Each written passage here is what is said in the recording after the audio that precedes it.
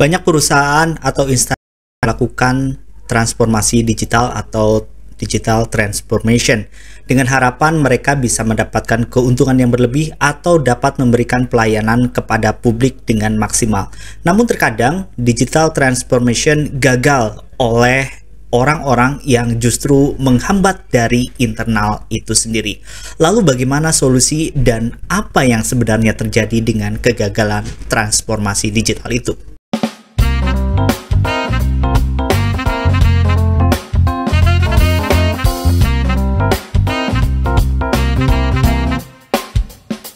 Assalamualaikum warahmatullahi wabarakatuh. Apa kabar teman-teman? Semoga sehat selalu. Kita sering mendengar istilah digital transformation atau transformasi digital.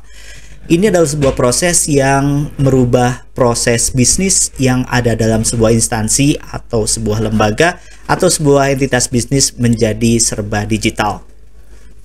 Hal-hal yang demikian dilakukan karena memang tuntutan zaman untuk merubah sesuatu menjadi lebih digital, kemudian juga melakukan efisiensi serta mengoptimalkan berbagai resources yang ada dan juga perkembangan teknologi. Namun tidak sedikit yang melakukan transformasi digital ini gagal. Sebabnya adalah satu, usernya, humannya, orang yang menggunakan itu sendiri dan bagian-bagian yang ada dalam bisnis itu. Kegagalan yang sering muncul biasanya akibat adanya orang-orang yang memang tidak mau berubah, orang-orang yang tidak mau belajar, orang-orang yang merasa cemas, merasa khawatir bahwa posisinya dapat tergeser oleh adanya transformasi digital. Kita tahu banyak sekali transformasi digital yang merumahkan banyak PHK.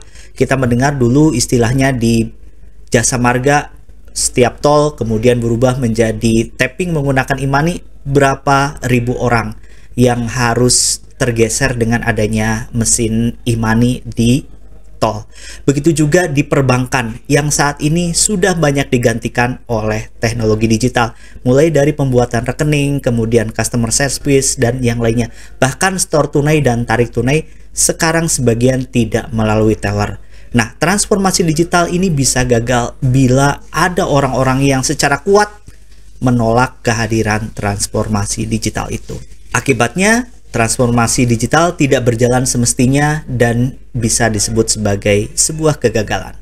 Lalu apa yang bisa dilakukan oleh sebuah bisnis atau entitas dalam melakukan transformasi digital? Yang pertama, tentu kita harus melakukan assessment seberapa butuh transformasi digital itu dilakukan. Kemudian yang kedua, memilih orang yang tepat untuk menjalankan transformasi digital itu sendiri. Jangan sampai memilih orang yang tidak tepat dan justru menghambat dari transformasi digital. Kemudian yang selanjutnya adalah menghitung kemudian untung rugi dengan melakukan transformasi digital. Bila sebuah proses yang memang tidak harus dilakukan transformasi digital, maka tidak seharusnya dirubah. Tetapi jika memang secara hitung-hitungan bisnis, secara hitung-hitungan dengan detail, kemudian mendapatkan bahwa dengan transformasi digital itu akan lebih efektif, maka transformasi digital bisa dilakukan. Dan yang kemudian yang terakhir adalah penting untuk kita mendapatkan mana saja kemungkinan orang-orang yang bisa menjadi stopper, orang-orang yang bisa menghambat transformasi digital itu. Lakukan pendekatan yang humanis, kemudian berikan solusi dan juga kompensasi.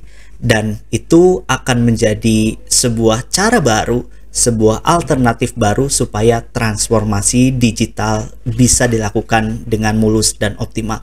Bila Anda saat ini belum melakukan transformasi digital, lakukan tahap-tahapan tadi, assessment yang bagus, memilih orang yang tepat, dan melakukan hal-hal yang seperti saya bilang tadi. Dan yang terpenting dari semua adalah kita mempunyai rencana cadangan atau plan B ketika transformasi digital ini tidak berjalan semestinya. Semoga bermanfaat. Assalamualaikum warahmatullahi wabarakatuh.